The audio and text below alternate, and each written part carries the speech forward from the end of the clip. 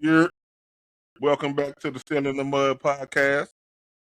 We appreciate everybody for joining us. I am your host and sole proprietor, Big Al Jameson. And today we got some content for y'all. We're gonna talk about manhood and what it means to be a man, among other things. Today's panel, we got the young man J Dub coming in from LT from the ATL. What it is, cousin? What's up, everybody? Shout out to Still in the Mud audience. Yeah, we got a good content for y'all today, man. It's gonna be a good one. Also coming in from the ATL, we got Big J Hurd. What it is, cuzzo? Yeah, what's good, everybody? Happy to be here. Coming in from my DMV family, we got Mike Izzy. What it is, Mike? What up, what up, what up? We don't see more, we be more. My man. Let's get it. And now we have the El Capitan, the elder statesman of the crew, the Grand Dubai, my man D Nice. What it is, D?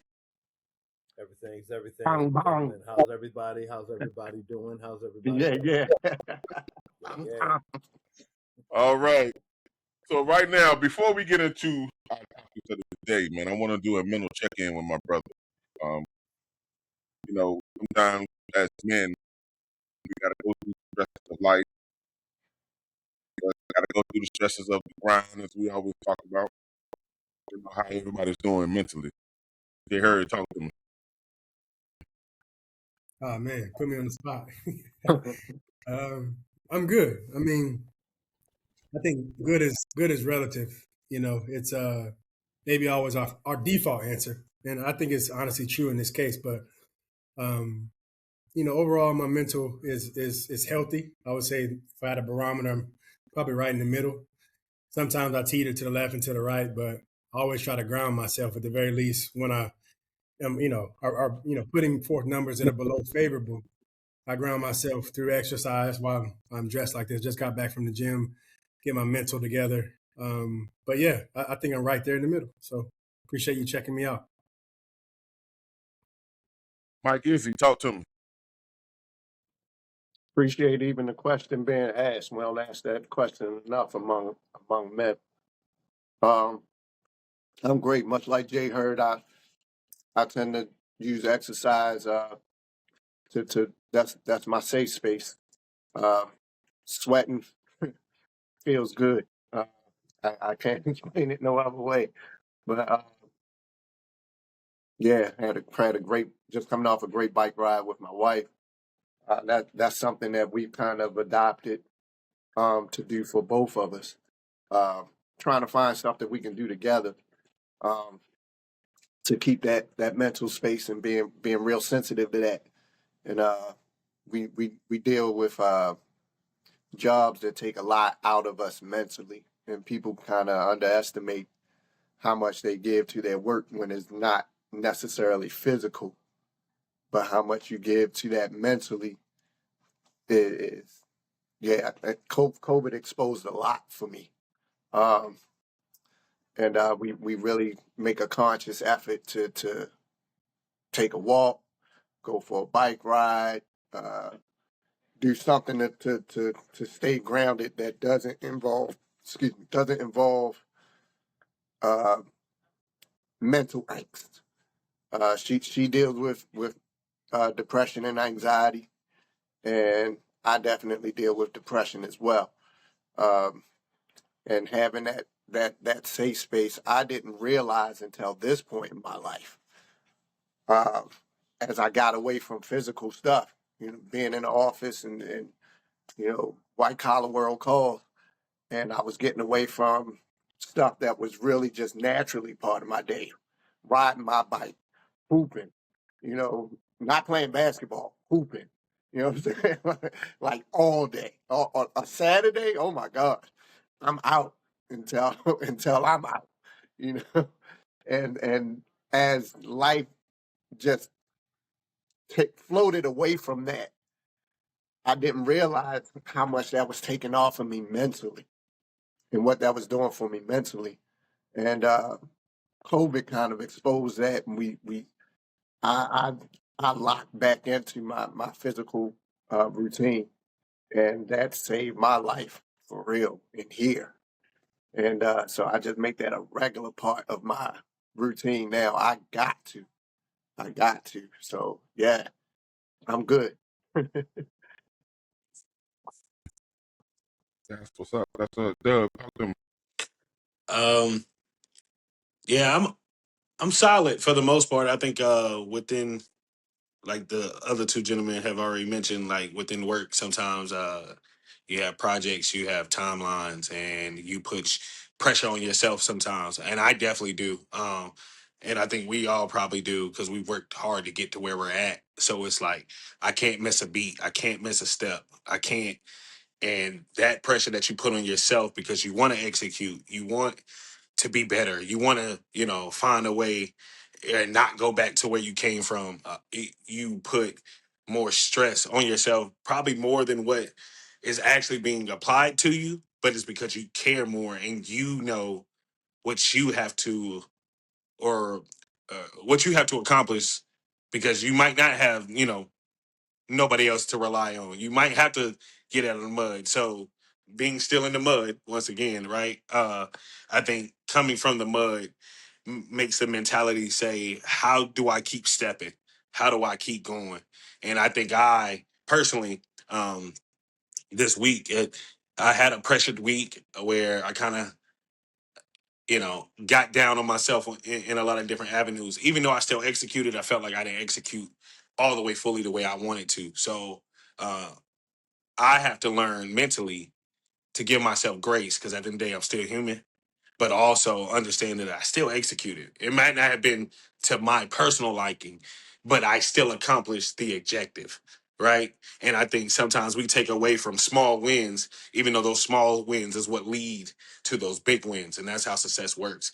So for me, this week, solid week. I was still upbeat, but I definitely had times where I was like in my head, like, dude, like, stay here, stay focused. Like, I can't believe you executed this way. You should have showed this. Just little things, just trying to find a way to poke a hole. And in all reality, the truth is, in life, nothing's perfect. So I had to accept that. I have to accept that. But outside of that, man, I'm great. It's weather's beautiful out here in Georgia, and so I'm good. That's my check-in. 1 to 10, if I had to give a rating, I'll say like a solid 7.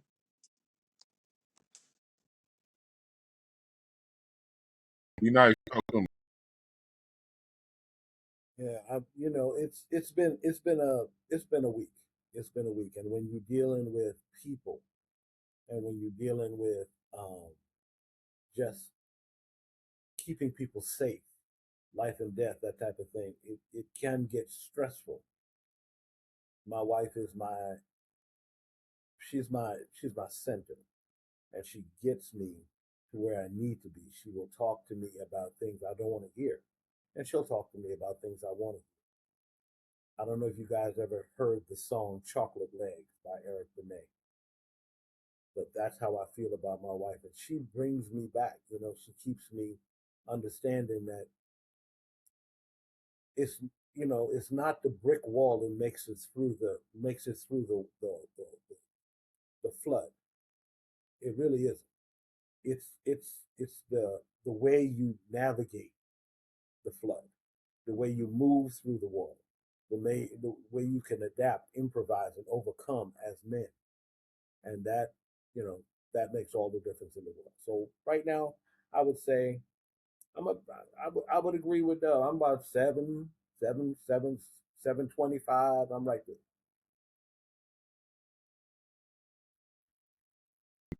So I appreciate all of y'all for sharing. A lot of times as men, especially brothers, we don't always have a safe place to be able to express how we feel. We push a lot of things down and just try to say in our mind that it's not a big deal. We can handle it. But going through the pressures of a day-to-day life, it can be tough sometimes. And sometimes what I've learned through therapy is we we subconsciously try to suppress it but we don't realize how much of a toll it takes on us mentally, and then we sometimes it comes out emotionally when all we have to do is just find a space or find somewhere where we can do to just express it. Because I don't know about y'all, but when I express what I'm going through or I'm expressing something, I always feel better afterwards. Just to even say it, to get it off my chest makes me feel better, as opposed to just keeping it to myself. This month specifically is one of the months that's tough for me, even though it's been 23 years. It's my mom's birthday month. So without getting too emotional, on the Richter scale, I'm about the same. I'm about a 7.5. I'm okay, you know, with the pressures of just everyday working life. Doing this podcast thing has been great, and I want us to continue to every now and then check in with each other. So from time to time, I'm going to be asking y'all, let's do a little check-in. Let's see how we doing.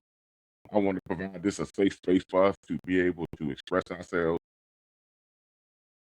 So with that being said, going into today's topic, first thing we want to talk about is what it is to be a man. What does manhood look like to us? Is it things that you do, psychological? Is it emotional? Is it wisdom? So we're going to start off with the elder statesman, the grand poobah, Mr. D Nice. Please lead us off. Not a problem. Not a problem. Well, within the last, let's say, 10 years, I've had the occasion to lead men and young men. And when I say young men, anywhere between 19 and 28, 29, um, I normally don't like to catch them fresh. I like when life has hit them a couple of jabs so that they're open, because when you're coming out of that 18, 17, 18 age, sometimes 19, there's a lot of righteous indignation. You believe you know everything there is and there is nothing else. So when life hits you a little bit, I think I step in at that point. So what I've told a lot of the people that I talk to, a lot of the brothers that I talk to, there are rules to this game called manhood, and there's no way around that. Anybody in this world can say no, they aren't. You just live in life. It's not how that works. It's not how that works. Number one, once you reach 18, I hear a lot of adult males, because that's what you are, say, "Hey, I'm a grown ass man." Okay. No, you can't call yourself a grown ass man. Another grown ass man has to see those qualities in you and dub you a grown ass man. Before that happens, you're an adult. Now some guys don't have grown men in their lives, so it's a little harder for that to happen. But and women out there will call you, "Hey, he's a grown man, he's a grown man." A woman can't judge what a grown man is. It just does not work. I can't I can't tell a young lady what it is to be a grown woman. So I can't expect them to be able to say, "Hey, you're a grown man," and understand what it is, understand what it means. So a couple of my friends have asked me, do I have any rules to it? I said, yeah. I said, okay. One of the first rules is a man takes care of home. Wherever you call home, that's where you take care of. And when I say it, I mean financially, security wise, emotional wise, you take care of home. Because if your foundation is not strong, you're basically in the way. A man gets up and goes to work every day. Every day, every day. That's what we do. We work. Now, that may look different to different people. You may have a dream, then you work towards your dream. But the day that you sit home, I had a young man in my house. He was a nephew of mine, and he was like 20. And he was in my house sucking up oxygen, sleeping till 3 or 4 in the afternoon. That boy put name on juice. Name on juice? You ain't buying no juice. So I had to let him know. Well, first of all, I drank the juice because, not juice. Second of all, I had to let him know there is only one man in my house. My son is not the man of my house. I'm the man of my house. You want to be the man of your house? Go out and get a house. Go get a home. Do what you need to do to be there. You know, a man has a suit of clothes and dress shoes to go with those clothes. You're not walking out. When somebody says, I'm going to a formal event, you're in a suit. I understand that casual is the way of the world at this point. There is such a thing as tradition. And manhood is tradition. That's what manhood is. That's part of it, is tradition. So let's stop wearing tennis shoes with our suits and let's go out and get a picture. Let's look at that. A man is only as good as his word. Your word has to mean something. Don't lie to me. Because at that point, I can buy and sell you if you lie. What's the sense? If I tell you I'm going to be there, I'm going to be there. If I tell you that I'm going to take your call, I'm going to take your call. When you have children out here, you know what you say? When you lay in the bed and you have that spark, what you're saying is, I'm going to be there for them, and I'm going to be a better man so that their life will be better with me in it than when I'm not. And when you don't do that, you lose your manhood card, and that's something you can't get back. Just is. You got kids out there and you ain't supporting. That's a loss of a manhood card, and that's one thing you can't get it back from. I'm sorry, guys, you just can't. A man can stumble and he can fall, but a man gets up one more time than he falls. A man gets up one more time than he falls. That's grown ass man business. That's the phrase that I use, grown ass man business. We got to be out there. We got to be doing everything, and we're not going to do everything right. Dub, you were like, you put a lot of pressure on yourself, and sometimes a lot of people say success and failure. No, it's success and learning, because every time something doesn't go right, there's something you learn from. I agree. And those are my first five rules of manhood. Some of the brothers that I talk to, they're like, well, what are the other rules? I said, if y'all ain't got those five, we don't need to talk about it. Get those five. Work those five out. Work those five out. Then we can talk about the other. That's my piece. Mike, what's your perspective, sir?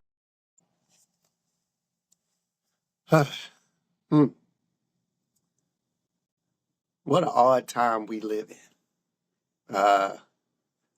And to live through all of the changes of definitions. Even just to go from check this out, to go from a colored only restroom and separated by gender to now a unisex restroom. You know what I'm saying? That is the scope of my lifetime. You know what I'm saying? It scrambles the eggs of what is what, who is who. And I'm one that believes that there's definitely separation between the genders. There's separations of the roles. I'll put it like that. I'll put it like that. It's separation of the roles, even in a gay or lesbian relationship. there's still clearly two different roles in the relationships from what I've observed over my lifetime with those friends of mine that I interact with. When I look at their relationship, it's still very similar dynamics to their role, the two separate roles. One I would identify as male and one I would identify as female. And with that being said, I think it's defined by men are rated on their character. Who you are. Who you are. It's just you. And you've got to be consistent with who you are. Any wavering from that is a difference between wavering versus growth. We mature. There are things that we change from, that we grow out of, versus things that you are in this space. You are in that space. You front. Bottom line. That ain't male. So your character. 2, work ethic. Somebody in that relationship is always the one that's the grinder, regardless. And this goes outside of just the paycheck that you bring. That's the one that's out there putting grills together and pulling weeds and fiddling stuff with the car. And even if you don't know nothing about the car, you the one that's taking care of it to make sure the stuff get done. You the one that's listening for how the brakes sound. All that kind of stuff. While the other role is oblivious to that, which leads to protector. I think that the male operates in a way that allows the rest of the family to be free. The male operates in a way that we set the gates. We patrol the outer gates. We make sure that everybody is safe in their cocoon doing whatever the hell they want to do as long as you leave me alone. Al Bundy is one of my favorite male characters of all time, because for everything that they would define as toxic masculinity, you knew dang on well that was the man of the house. Even in his faults. Responsible. Even in your faults, you deal with it. You the one that's if you messed up something, you trying to protect everybody else from dealing with the weight of that consequence, you'll deal with it. You'll be the one that get everybody else their shoes, their clothes, and you'll be the one wearing the hand-me-downs or running your shoes to the bottom to make sure that they shine. You're responsible. You feel more pride from seeing your people shine than yourself. Lastly, I'd say you're personally accountable. For me, that goes with the bounds of the spirit world. I'm a man of faith. That's where I anchor everything for how I weigh out even myself and my pros and cons. I put everybody on that same scale. I hold myself to that same level of accountability. If I messed up, I gotta fix it, or I gotta do my right to atonement. If it's something I'm wrestling with, I gotta be honest that I'm wrestling with it. If it's something where I'm just not there yet, I gotta be honest and just say, hey, I ain't there with it. And be honest with those around me on that. I think that's what allows us to move in a world of where I started this conversation, where it goes from separate restrooms, not only by your gender, but by your race, to now a unisex bathroom in the middle of Walmart. You've got to be able to transcend those things, but all of those other matters, your character, your work ethic, your level of responsibility does not change. My faith says that that's anchored in God.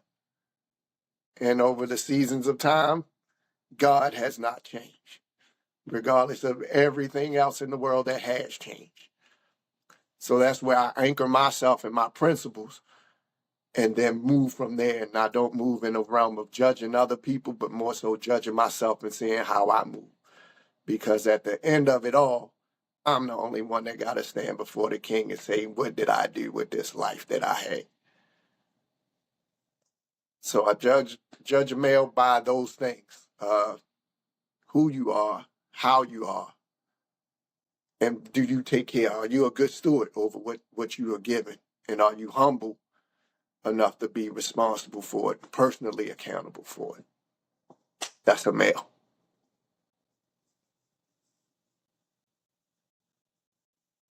Yeah, Man, hard to follow those two guys. I think, at least from my perspective, I think the cliche definition, which I'm not fully aligned on, is the 3 Ps. I think everybody's heard of that. Profess, provide, and protect. Right. A lot of us have governed ourselves over those 3 Ps. Mine are a little different. Protection is one of the P's that comes to mind. But I think about how we have to, govern over our families, make sure everybody's safe. To Mike's point, like, hey, you stay in your cocoon, you live your life, you fulfill your dreams, and I'm going to run around the house to make sure that it's protected. Right. So I'm looking, even the small things for any signs of danger, any potential threat that they're not even aware of sometimes. And sometimes I don't mention it. Right. I just say, hey, baby, come over here to my left side, because I see a guy that, may be under the influence, may be having a mental episode.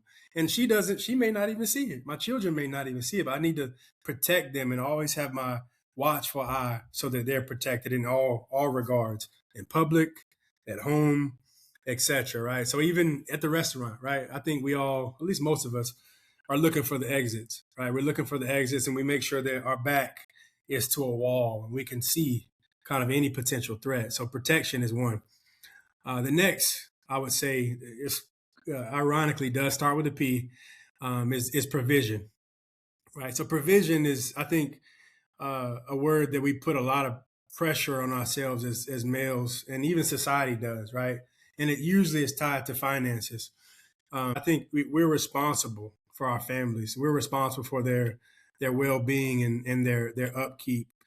The first thing that comes to mind is that it's still our responsibility. The failure or success of a family falls on the man, right? So even the prime example, even governmental assistance and Section 8, the pressure and the weight of a success of a family or failure falls on the man. So by any means necessary has come to mind. Obviously not leaning towards anything illegal or unethical, but if I were to lose my job, what do I do, right? I'll go cut grass for my neighbors to make sure that we have food here. I'll go wash cars. I'm not beneath anything when it comes to the success or failure of my family. So provision is something I take very serious. The third one is infrastructure. I think it's the job of a man to provide infrastructure for his family. And what does that mean? That means, how do we operate as a family? What are our core values? What are the roles that we have in this dynamic situation of a family that Mike mentioned? What are the things that you do? What are the things that I do? What is my role? How do we create and build upon our skill sets, our strengths, preferably, right? So building the infrastructure so that we're playing to our strengths and that we're building first the foundation and we go up from there. So infrastructure is something I think we skip over a lot of times. It's not something that we're born with. It's something that has to be created, has to be thought about, has to be situational and dependent on the family dynamic. So creating the infrastructure, if a man can come into a situation, he should be able to provide a clear roadmap of how his family should run and how it can be sustained. And that also comes with leadership, right? Infrastructure and leadership are hand in hand, right? You create the infrastructure through your leadership qualities, and then the leadership will allow you to sustain it. So it's a continual iterative process where you have to maintain it, you have to oil it, you have to check in like we did earlier. Hey, how's this infrastructure process working? Do we have any failure points? You run it like a business, right? Obviously, there's emotions are tied, but you run it like a business, and you have to maintain it and sustain it. And then lastly, I would say, for me, legacy, leaving a legacy and building a legacy for those that are coming behind you, obviously your children or your loved ones, right? Proverbs 13:22 says, a good man leaves an inheritance to his children's children. So I take that very, very serious. And it's extremely heavy. It's extremely heavy trying to live up to that expectations that, hey, I left not only infrastructure, I left legacy for you. Daddy did his best, right, in terms of creating a foundation so that you could still live in your cocoon and fulfill your dreams. So a lot of us, that come from the mud, come from little to nothing, thankful for what we did have, but not necessarily having that option to say, hey, I want to be a basket weaver. I want to be an elementary school coach, right? Things that don't typically yield a high income, but may be fulfilling, right? And the main reason for that is because you had to choose a career that historically, statistically, would better position you financially, but it may not fulfill you. So I think I say all that to say the legacy piece is tied to ensuring that the next generation is able to choose things that they like to do, that is fulfilling, that's doing God's work, that's encouraging, and not necessarily tied to a number on a tax return. Those are my pillars. Dub, what you think, home? So I'm going to, I guess, switch up for a second. What I mean by switch up is this: I had a lot of similar assets characteristics that were proposed by the older gentleman on this podcast, and what I'm going to do now is I'm going to pivot off of that to say one of the things that I agree with a lot of the things that were said today, and one of them I think didn't get hit on enough was like, what do you want to identify as a man? So manhood has to start with the identity of what man that you want to be, that you want to be seen, how you want to lead, the type of character, your morals, right? Like, and I think Mike, D Nice, and Jay Hurd all hit on them, but I think it's identifying the man you are. But that starts from within. That's before a role can even be attributed to you or a skill set could be. You have to look within yourself as a man and first start to reflect. How do I want to be known? How do I want to be seen? What morals do I want to be, attached to? What skill sets, things of that nature. So my main one is first identity. And then going back to Jay Hurd and Mike's point, I also am a man of God. And that's the first moral, right? You got to be able to identify what a man and how a man should move with the guidance of God, though, because a man's going to lead. A man of God should lead his household, but you got to lead in the steps that God wants you to move as a man, right? And so that's the first thing I would say is identity of how you want to identify as a man. And then outside of that, everything else that was hit on as far as protection, provision, being able to articulate. D Nice said at the beginning, and it resonates with me being transparent, emotional. I'm an emotional male. I am. And there's a balance to that you have to find where it's good to be emotional, where they're, like Mike said, we got to find a way. Hey, I'm hurting or I don't understand something. You got to be man enough to sit in that, to express that. So I'm an emotional male. So naturally, even though I have some intellect to me, naturally my emotions hit first, and then I have to assess. So manhood to me is being able to balance and take reflection from both sides, not from just your provision as well. Because the thought of protecting at all times, for me, you could still miss something else. Protection might not be the key impact at that point. It may be another avenue, even though protection is naturally like breathing for a man, because we're always going to be, I like to say, stay on my square. If I stay on my square, I know everything that's going around me. I cover every angle that's within this box. And this box is something that I am now surrounding, right? But I still have to see every angle, but the angle might not be protection. It might be love. It might be understanding. It might be just a listening ear. So manhood is also having enough vulnerability to sometimes as a man, you got to just sit down. Sometimes you just got to be there. A manhood doesn't have to be things I have to do. Sometimes it's just being there. I appreciate the wisdom that all of you all have, expressed here on the podcast today, because it's a beautiful thing. I'm, aspiring to get to, that marriage step. I'm aspiring to understand, next moves in my how I move as a man. Because I promised myself total transparency. My 30s would be nothing like my 20s. Because going back to D Nice point, I came out of college 18, 19, thought I had it figured out. And I figured out I didn't lose, I learned, right? Winners learn, right? D Nice, that's what you said. We don't lose, right? And manhood is understanding that I can get hit in the mouth. And I'm probably gonna get hit in the mouth again. But did I get up? Right? Did I have the tenacity to say, get a grip, you got hit, so what? You're not the first, you won't be the last. So what are we doing? What's the next step? If I know my next step, I can't have a misstep. And so out of all of that, I want to say, like, I agree with everything that was said on this panel. I just think my main one is identifying the man you want to be, which goes back to Jay Hur's point of legacy. Because their legacy, even with your kids, I don't have any yet, but with your kids, also start from how you identify as a man. So that identity and what you want to be seen as is how everything comes full circle. Absolutely, absolutely. Appreciate you guys' perspective. But that kind of leads into our next topic, uh, provision. We hear that a lot in today's time. What it means to be a provider, what it means to being able. A lot of people look at it from a financial perspective. But to Jay Harris' point, I think financial is a part of it, but I think it's more infrastructure.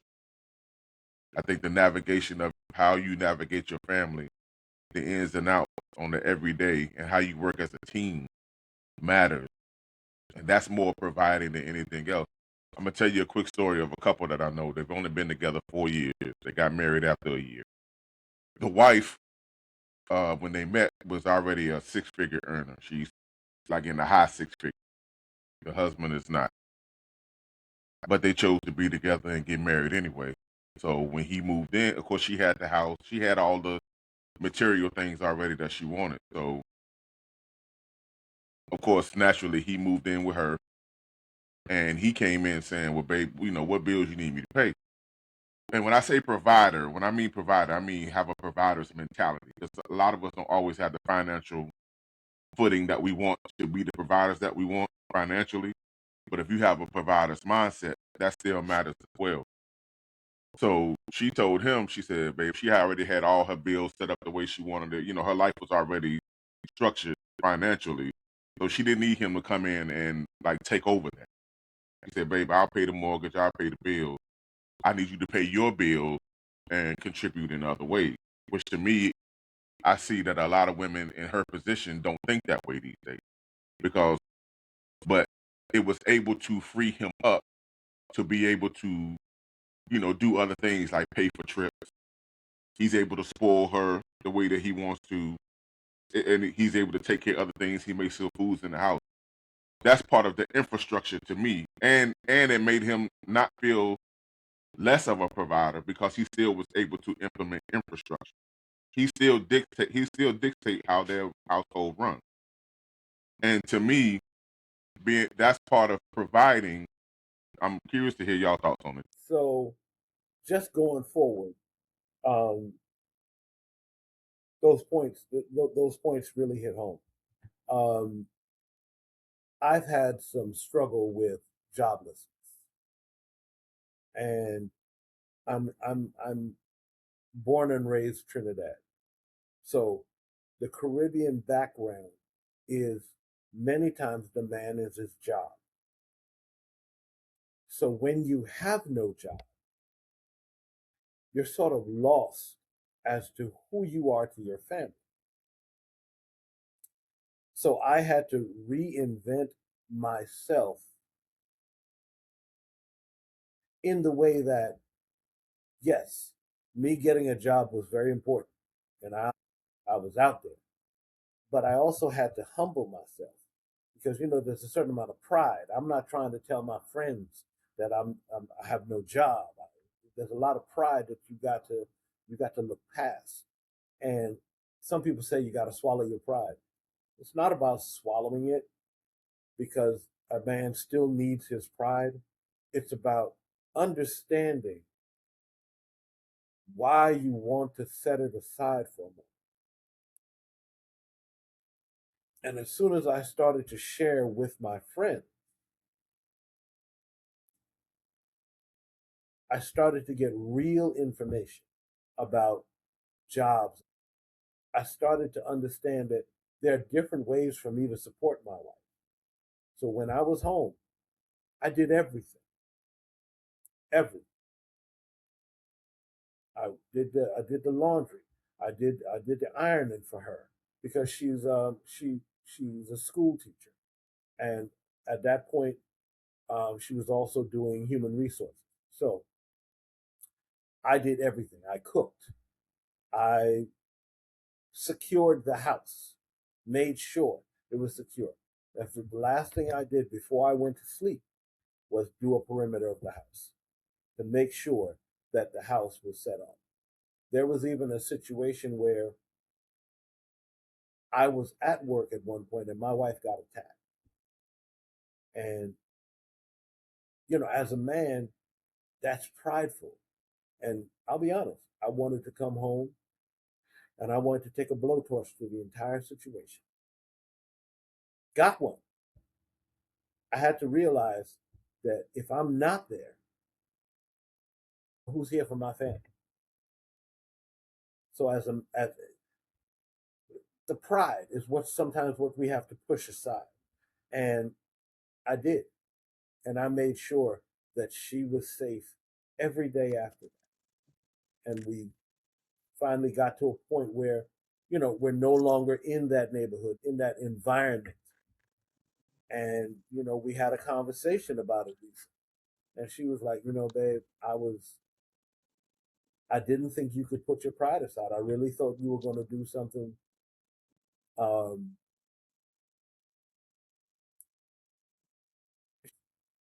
really thought I was going to backslide.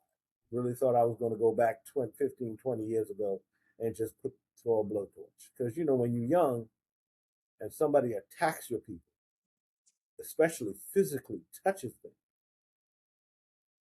you can't see. Your mind is gone. And I had to live through it and trust and believe. Many a day I talked to Big Dog, I talked to Al and was like, it could be a grenade in somebody's future. And it just got to a point where I had to put that aside. So putting pride aside, sometimes you just have to figure out what else you can do to be a man, what else you can provide. I got pretty good at ironing. I'm ironing everything now. I'm curtains and pants and all sorts of stuff. I'm cooking. I'm cooking food. I went to the grocery store. I'm talking about no, I'm not gonna get it here. I'm gonna go to Aldi's because it's cheaper over here. So she had to do nothing, which is what I wanted. Because she gotta go out in the world. I'm trying to go out in the world, but if I can't, I gotta make sure that her world is best. One of the things that I think is I'm a lion. And I'm on the ridge, under a tree, sunning myself. And my family's down in the valley. And they doing what they want. All of a sudden, rogue lions come in and I come down. I tear a mouth out. I bring some meat. Be like, and I look at my wife. You good? You good? All right. And then I go right back up in the valley. I'm a protector at heart. It is the single thing that I am great at. And that brings my wife a lot of comfort. And I had to put my pride aside to be that.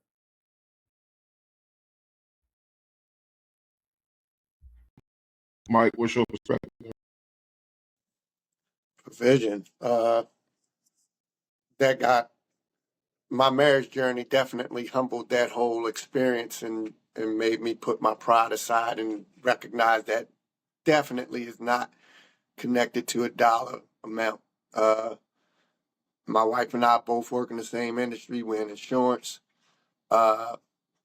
Most oftentimes, I am the only male and definitely the only black male in the majority of environments that I'm in. Being honest in the way that I am can sometimes be intimidating to people. And with that, I may not always be palatable to those that aren't honest with themselves. So I don't always get the invitations to the table that are made available. My wife got into the business, and we applied at the same place, same time when we were moving to North Carolina. They hired her and did not hire me, said I was overqualified. Down in Carolina, they had a blueprint that skyrocketed her to where she's now pretty much as high as you get on an executive level. I am among the worker bees a bit more so, but still on the sales side of things, still a rarity to see a brother where I'm at. But through that journey, I started out as the quote unquote breadwinner of the family. And I would just make sure that she got what she need to do whatever she want. For me, that's what you do. to D Nice's point, I don't care what money come in, as, and this goes to Jay Hur's point previously, as the leader of that infrastructure, I make sure that the provisions that come in, the money is just a resource. As the leader of that infrastructure, it's still my responsibility to make sure that what comes in goes to take care of what needs to be taken care of. Period. That stayed in place even after my wife got promoted, and I'm grateful that she was. It wasn't even an argument. That was something that we walked into the marriage with, that understanding that money is just a resource for us to do what we want to do.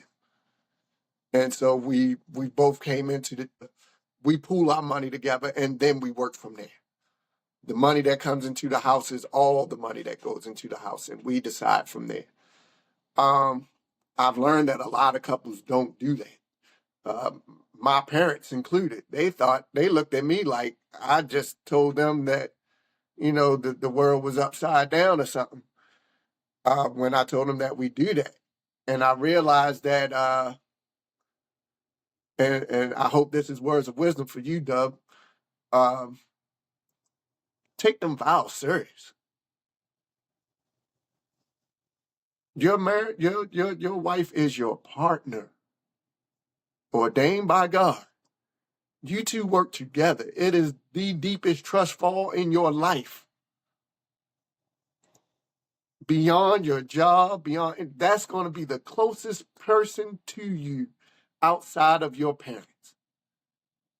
Seeing you every day. Them vows is real. You can't hide from her. You can make up whatever you want. She see what she see. She see what you don't see when you snore. So I try to be that transparent with my wife, and that's definitely been a learning experience that we've both been humbled to and humbled by. When you get to that crossroads of your feelings versus, all right, this is a marriage. We gotta work this out. We gotta work this out. Anybody can take that ball and go home. What separates the marriage is that you say, no, we gotta work this out. That's in a relationship that you was in with somebody till they said what you don't like. That ain't marriage. A lot of people make that mistake, which is why you have divorces. But under a true marriage, I believe all true marriages are together, and those folks are together. I've seen folks that get divorced, but they still married. And you can see it in how they navigate one another. They ain't looking for nobody else. They just not living together. They still married. That provision is just making sure that the infrastructure of the house is set up in a way that everybody within the house can live their life as God sees fit. It's just that's really been the biggest hurdle. I think once we as people get past that that's an idol. That's the problem with everything, is that we've idolized the dough. You can't quantify this infrastructure of the house. You can't. You can't quantify the way that I do the lawn. My wife like the way I keep up the yard. I'm the one that's out there. I ain't paying nobody to do it. For me, that's my pride, and that's my joy, and that's something that God wired me to actually like doing. I like taking care of my house. I like cutting my grass. I like washing the car. I like the fact that she can get in the car. She don't know what goes on with the car. She just know when she get in it, it works. I make sure she got it like that. My wife is in here doing art and painting, and grandkids is playing in squishy glue and all that. They don't know that Pop been in here waxing the floor so you can play on a clean floor, that I shampoo the carpets when y'all leave, so when y'all come back over, you got a clean plate. I've been cooking before you got here so that I could play with you and have time to play with you once you got here. When I'm asleep, I'm tired. And that's the way it should be. That's a good day. That's when you done what you're supposed to do. God, I'll give you rest. He give you the energy to do. I look around, I'm like, yo, I'm taking care of this house. The boy me that remembers looking at my dad and being like, man, I ain't doing all that. And now I'm doing all that. And it's like, whoa. So yeah, I do take pride in a lot of the day-to-day things that some people take for granted. But that's all a part of humility, because I know it could be another way. I'm blessed to see it go from rags to riches, you know? So I know why I'm doing what I'm doing. I know what I'm protecting, so that you don't lose, so that we don't have to be consumed with. I remember thinking for college, I was more consumed with the thought of how am I going to pay for college than what do I actually want to do with my life. That thought never went into my mind. It was always about how am I going to pay for this? And that's how I stopped going to school. My kids ain't have to do that. They doing what they want to do. And I say that I made sure that happened, so that they wouldn't have to think about that bill. They wouldn't have to wonder about that. They actually got to sit and say, what do I want to do? That's provision.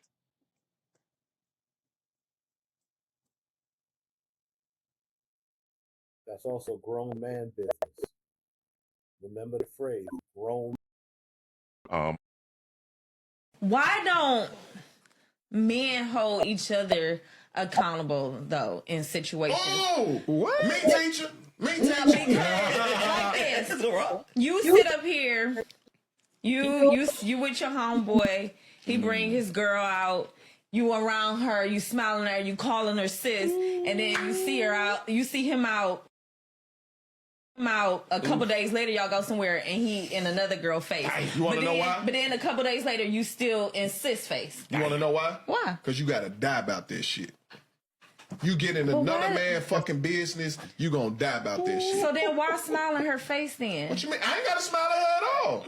But that's how most men are what like, she's saying, sis. Rock. What She's she saying? thinking about it from a female's perspective. She's saying that if you got a homeboy, right, who has a girl, wife, or whatever the case may be, Right. you smile in her face or whatnot, you know, if y'all together in a social event, and then you see him later with another woman, how can you then again smile in her face next time you see her, right? Yeah. Basically snitch. Okay, so well, don't say nothing to her, but why do y'all don't say anything to each other? So like, bruh, you putting her through, like, that's you putting her through that's not my some job. shit. Guess what? He know he putting her through some shit. Come on, Rob. That's on him. Putting her through some shit. Yeah, whatever. So that's how she phrased it, right? Yeah. I wouldn't even do that. Man, I don't give a fuck if I saw my sister nigga doing something. For it, that's just how I am. You want to know why? Because I'm gonna have to kill a nigga now. Because he's gonna act up about me getting in his business. But what about the fact that How do we feel about that? D-Nice. I put it to you this way. Am I my brother's keeper? Yes, I am. Am I my brother's keeper? I'm going to talk to my brother, be like, dude, you told me that this girl over here was the one for you. You know, what's going on over here? Now, that's not getting in your business. If you my boy, we talking. If you're saying, well, you know, I'm not sure what's going on, then, you know, but I'm going to check in with my brother. Now, I'm not going to say anything to this woman because this woman's not my friend. Whichever one of the two. My brother is my friend. And I've done that. And been like, dude, what you doing? You know, I mean, you out here, you saying you want this one, you want, and you're not saying that she's doing anything wrong, but you're still out here. And sometimes what I'll hear is, well, you know, I don't think I want to settle down. Well, here's the thing, gentlemen. Well, why are you trying to put a leash around her neck, but you out there doing it? Am I my brother's keeper? Yes, I am. Mike. I think you've seen that on display. We call each other. If you're not married, that ain't none of my business. Ain't none of my business. Now, if y'all married, my first question is, why are you bringing her around me? Because now I become part of the story. So yes, we having a conversation because now you done put me in it. So that is where I govern it. If you doing dirt and you bring me into any part of the story, we having conversation because now you put me in the story. So if you gonna do dirt, don't come around me. That simple. That simple. Jay Herb.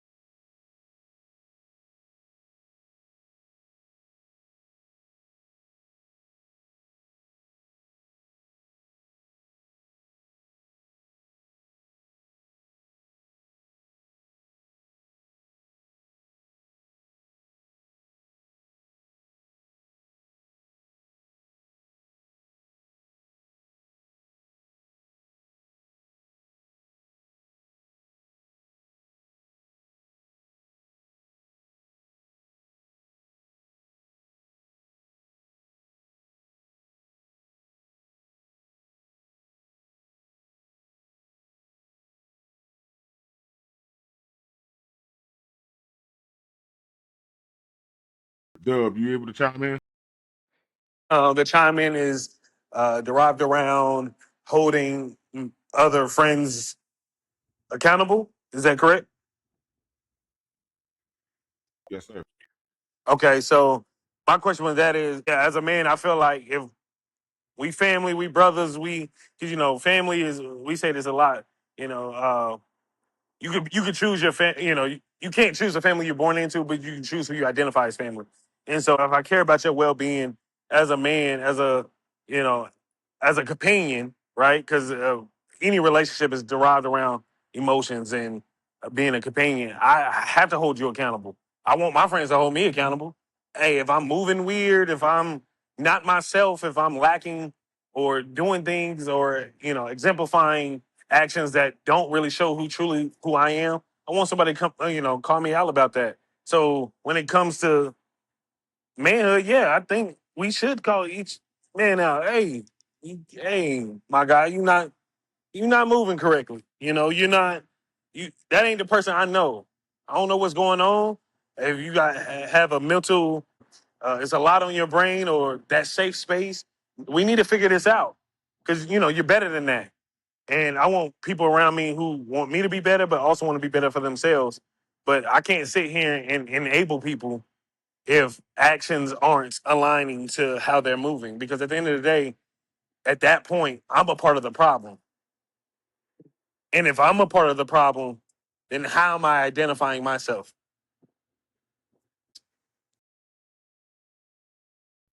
Because you hear all that. And I'm not saying for us to get involved in our friends' relationships or nothing like that. But if that's your brother, if that's part of your pack, if they have expressed to you that they want to be better and do better, then that's almost our responsibility to kind of figure out what's going on. And to your point, to you guys' point, yeah, if she not serious, don't bring her here. You can't bring her here and then bring somebody else here and bring somebody else here. Now my wife is like, well, that's your friend. See what I'm saying? So now you making a happy home unhappy. In which case, now I have a problem. And to add to everything that y'all are saying, my perspective is I am the type of friend to hold my friends accountable.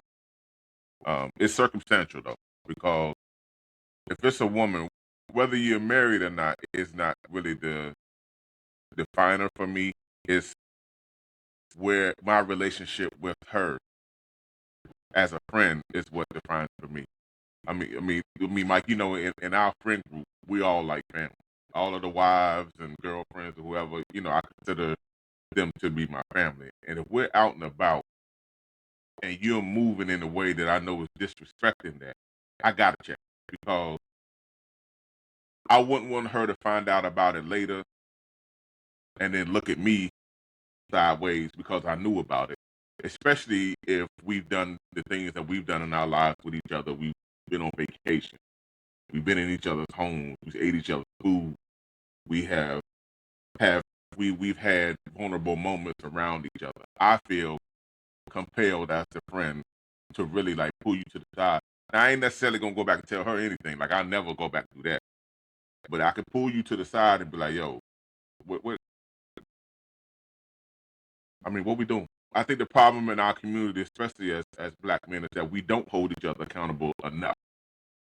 We got this idea of I don't want to get involved, I don't want to get into it. But if you know that you're around somebody that has bad behavior, check the bad behavior.